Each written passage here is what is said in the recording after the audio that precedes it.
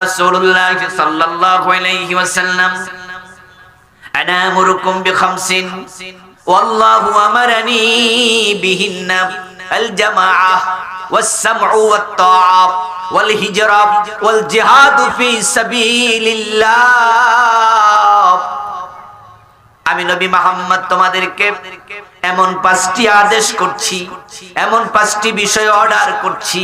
ওয়াল্লাহু আমারানি বিহিন্না, আল্লাহ নিজে যে আদেশগুলো আমাকে করেছেন। 1 নাম্বার আল জামাআ, তোমাদেরকে সংগঠিত থাকতে হবে, বিচ্ছিন্ন থাকার অধিকার তোমাদের নাই।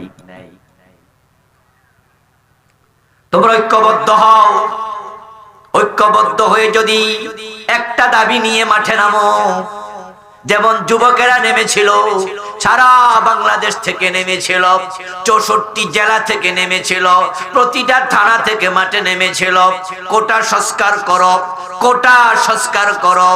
যখন গুলি চলেছে তখন বলেছে কোটা লাগবে না, পদত্যাগ করো, কোটা তোমার ফিরিয়ে নাও, আমার ভাইকে ফিরিয়ে দাও।